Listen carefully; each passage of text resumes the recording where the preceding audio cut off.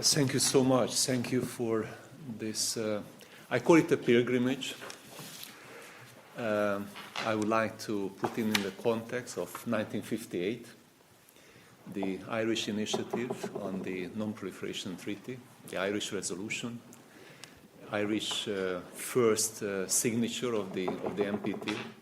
So take it as a pilgrimage.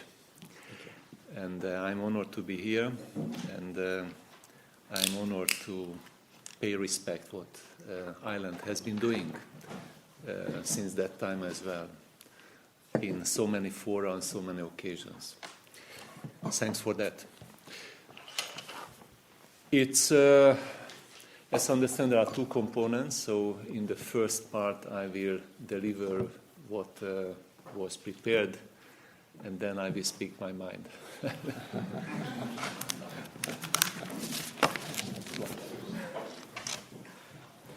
Let me start with saying that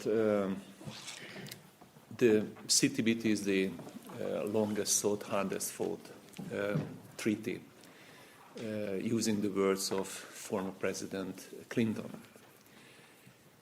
The road behind us is significant, but we are 9 ratifications away from entering into force. The numbers speak for themselves.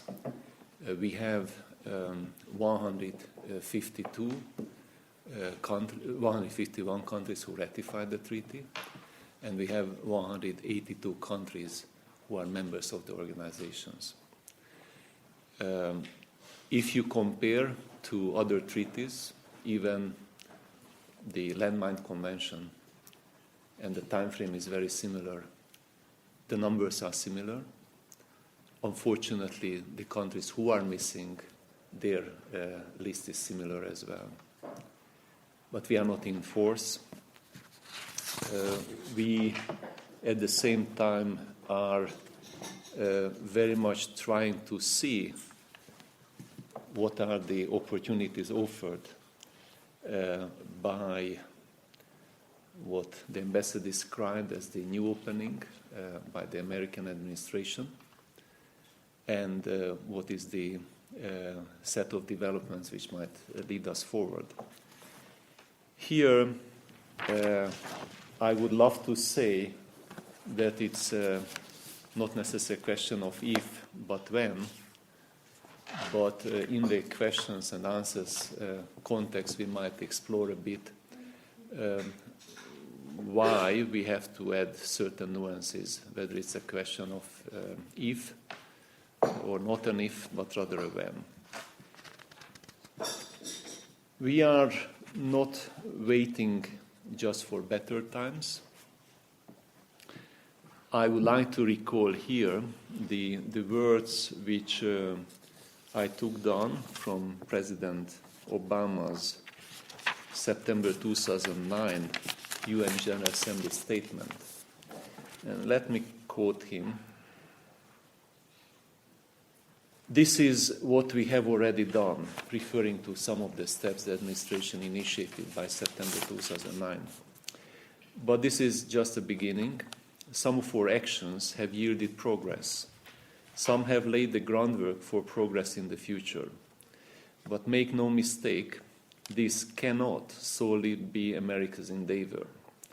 Those who used to chastise America for acting alone in the world cannot now stand by and wait for America to solve the world's problems alone.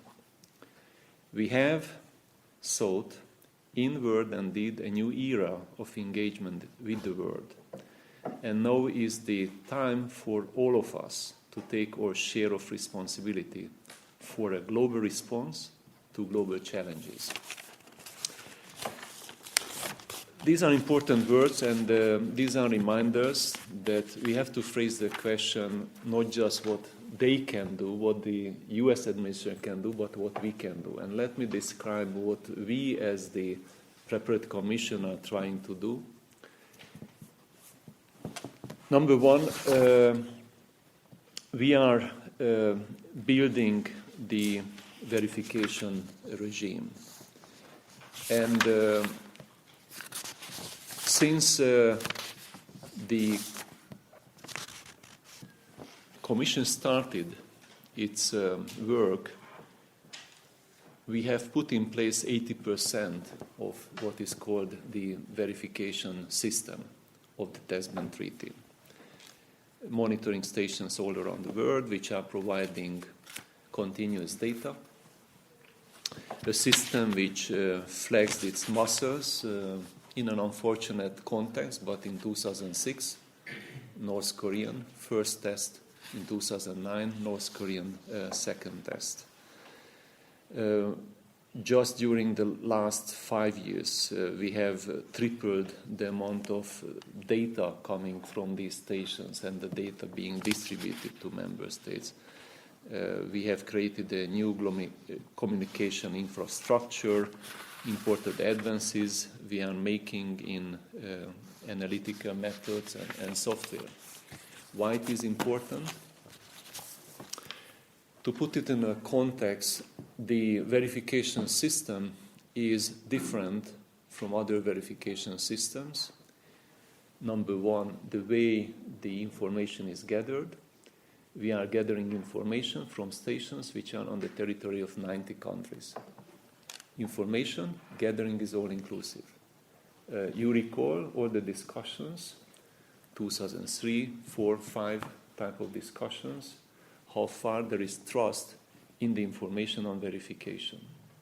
There's no way to massage, to doctor, or whatever phrase you use, information which is coming from stations hosted by 90 countries. The way information is shared, in near real time, the data gathered by the system is mirrored.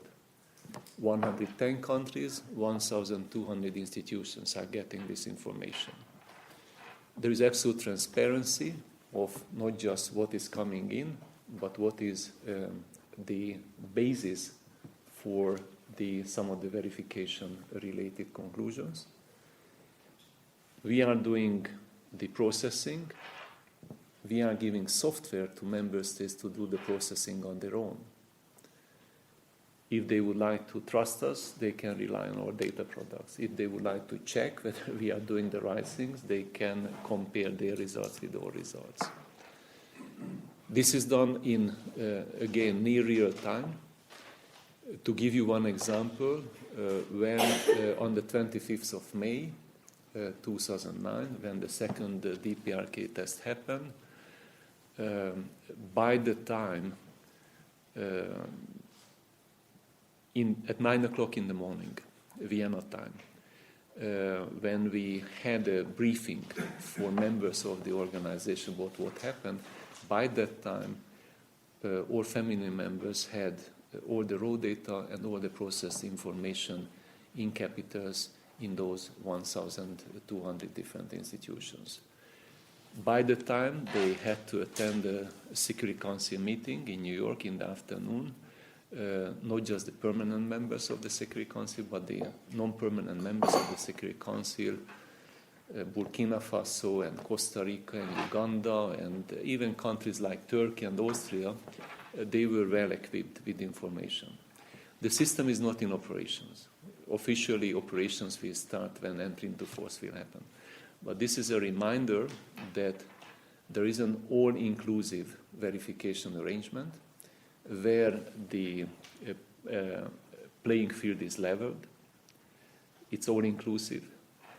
Countries can speak politically in a Security Council meeting well equipped with facts. And it makes a difference. Whether countries feel that they know what they are speaking about, whether countries can base their final political judgment in a Security Council discussion about a norm, whether the norm is respected or not at a critical moment. So this is what this system is doing. This is a new standard for an all-inclusive democratic verification.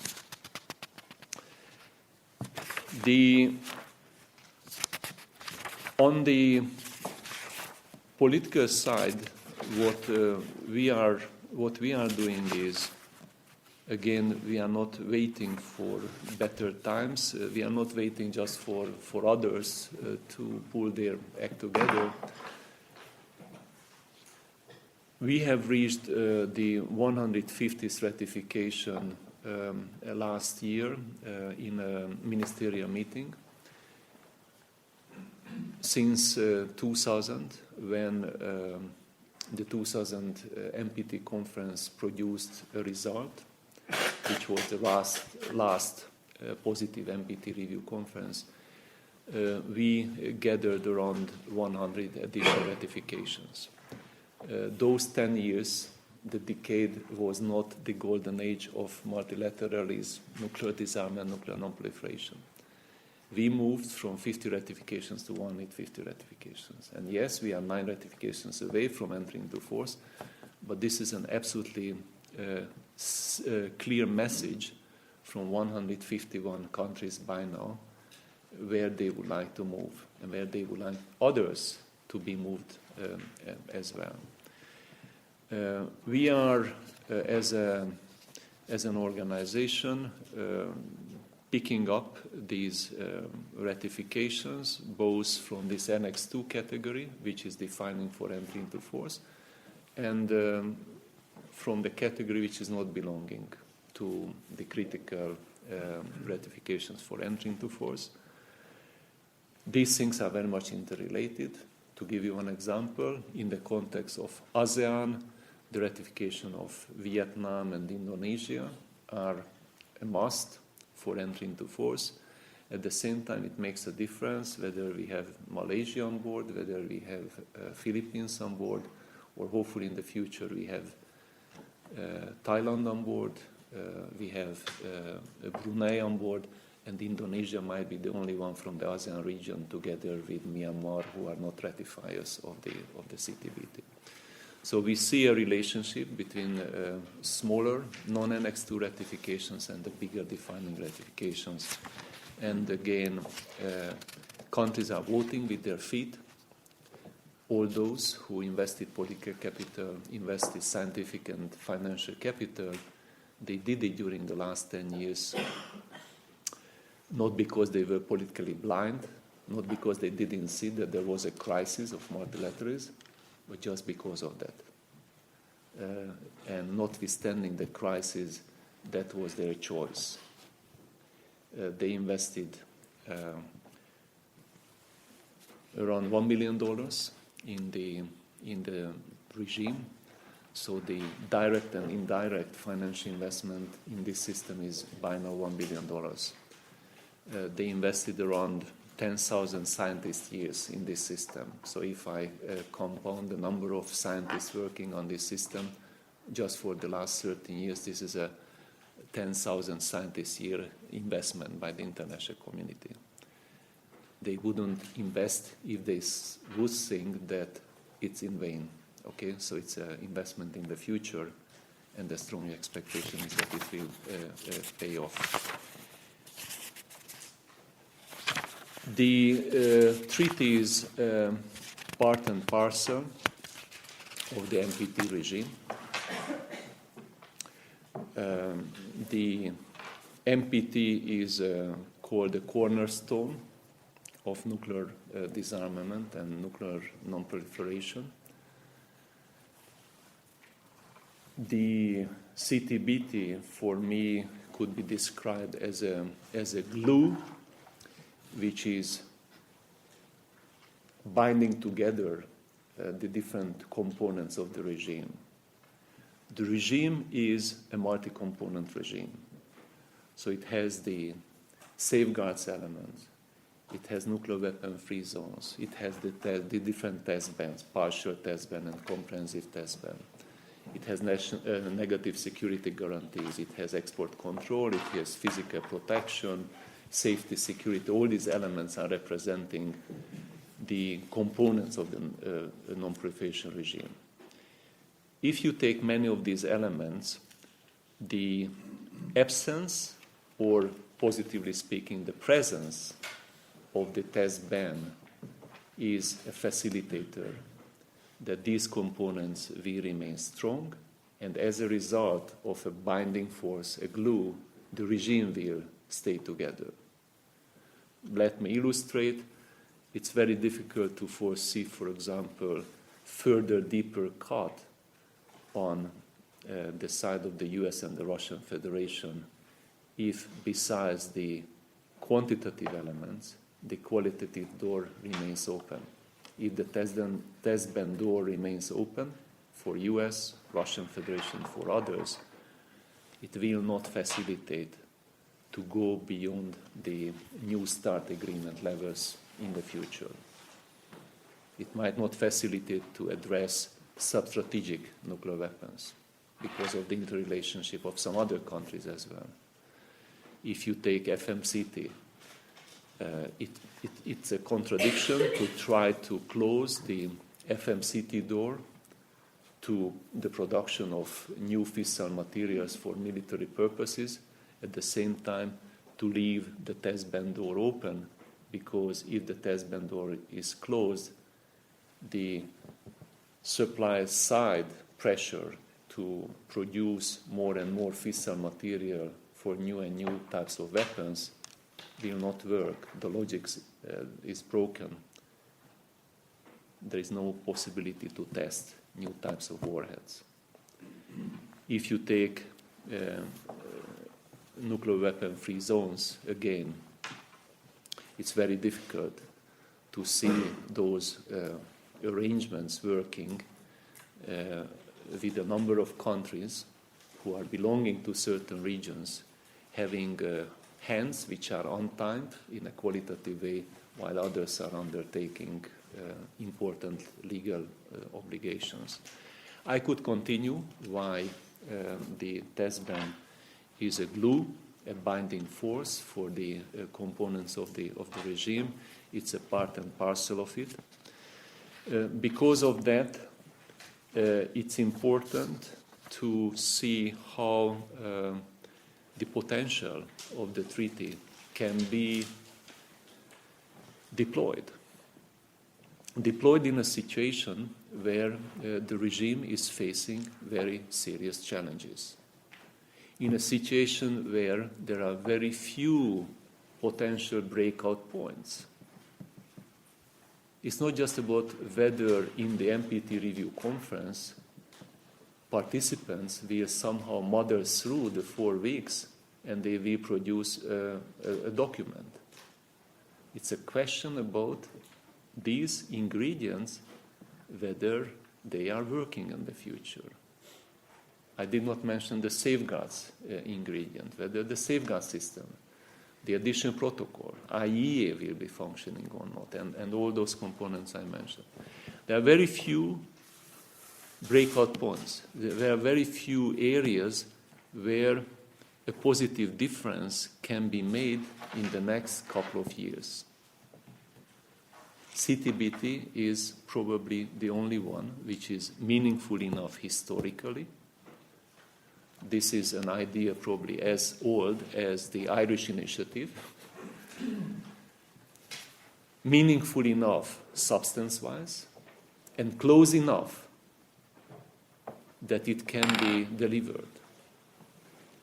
Right now, you have nothing in the multilateral pipeline besides the potential FMCT negotiations started, which is, notwithstanding the difficulties we are facing, so close to delivery. And it's a question how you look upon it, because if you ask me how to deliver the 9 ratifications, I can describe only a very narrow path how to get there. But if there is the necessary political resolution, yes, one can get it. And there are probably no other treaties which, not just in terms of codification, started, like FMCT, not just after 5, 10, or 15 years can be delivered, but practically the dotted lines are there for the remaining 9 ratifications, and it can be turned into something which can strengthen the regime. With all these positive developments, the feeling is more and more that the emperor is naked. The non-proliferation regime emperor is naked. And it's a psychological problem when all the people will shout out saying the emperor is naked. The treaty can make a difference in a regional context. It can make a difference, of course, for some of the problem areas we are facing. I just out of curiosity brought with me a risk map which is prepared by the World Economic Forum.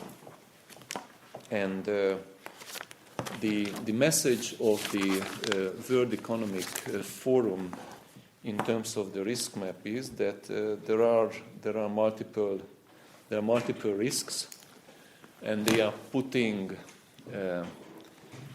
on the top of a risk map North Korea and Iran, the India, Pakistan, Afghanistan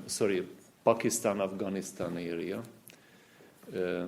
nuclear proliferation, terrorism. All these issues, if you wish, are somehow related, among others, to the presence or absence of additional diplomatic arms control verification norms and rules. But many of these elements are regional problems at the same time. And many of these regional problems are extremely complicated. Many of these regional complexities do have a nuclear weapon footprint as well. So if you take, of course, Iran, clear. If you take Iraq, the history of Iraq, there was a nuclear footprint. If you take the wider area, Afghanistan, Pakistan, and if you continue Pakistan, India, there is a nuclear dimension of the complexities there. Middle East, Israel, and the Middle East countries, there is a nuclear footprint. The CTBT is providing dotted lines for many of these countries to try to regulate this nuclear nexus of their complexities, if they wish to do so, of course. I'm not as naive as saying that, be it in the case of India and Pakistan, it's very easy to foresee it. It's not very easy to foresee it for Iran. It's even more difficult to foresee it for North Korea. Israel, they didn't say no, they didn't say yes to this treaty. But if these countries feel that instead of an open-ended competition, it might be better to opt for a nexus which is more regulated, then the dotted lines are there. They do not have to negotiate about the size of the table, the shape of the negotiating table, who should be participants or not participants to negotiations. It will not take 5, 10, 15 years to negotiate certain arrangements. The dotted lines are there if these countries again feel that an open-ended competition might lead to more uncertainties, more complications than solutions. And then the logics might work in case, for example, if we take India and Pakistan, and in case we take the series of terrorist acts happening both on Indian territory and Pakistani territory, why only classical deterrence would work for India and Pakistan, while the United States is recognizing all the danger of sub-state actors and the potential misuse of nuclear materials, facilities, as it is demonstrated by the forthcoming Nuclear Security Summit. So why it is only a problem for the United States, why is it a problem only for other countries, and it's not a problem for India and Pakistan? Is there a need to do something about that? at least there is a need to think it through from this angle by these countries. And one could go through the different regional actors, why at least some thinking about investing in more rules, more regulations instead of open-ended competition. So I see a clear benefit of the test ban treaty in the regional context. Of course, for acute problems like Iran and for North Korea, it's important to perceive the treaty as an opportunity for countries, again, to move in the direction where the international community would like them to move. If you take Iran, Iran is repeating in a very articulate way that the program is only for peaceful purposes. This treaty is prohibiting only military purposes.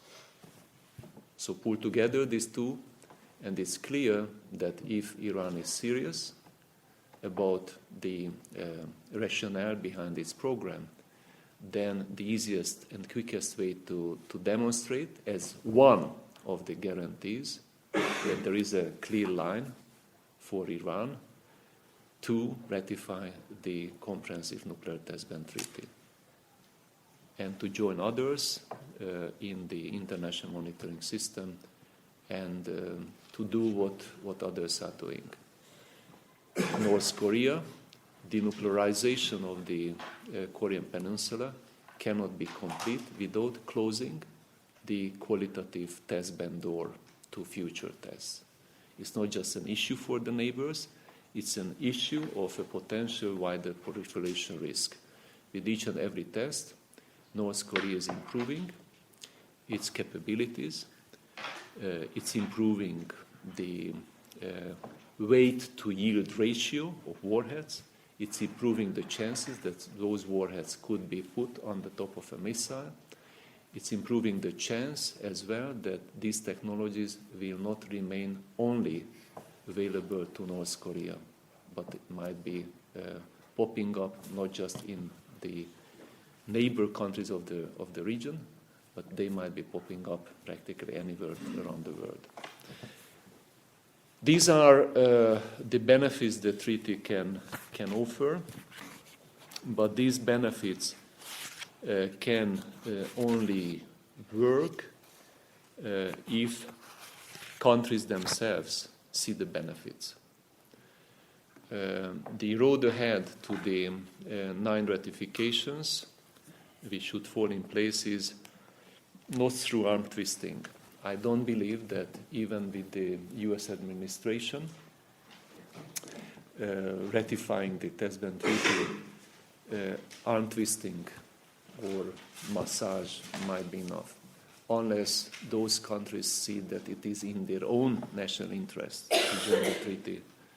It will not work. The only country to convince India about the virtues of the test ban treaty is India itself. It's not the United States, it's India. Of course, there is an important message. The message of 151 countries cannot be ignored. And this is where I would like to come back to the quote from President Obama. I think all of us will have to get off the fence. All of us will have to see what we can do, not just what we would like to see from the US administration to be done, but what we can do, what capitals can do, what ministers can do, what prime ministers can do, what institutions can do, and what we as individuals can do. I will stop here, and whichever questions I can answer, I will try.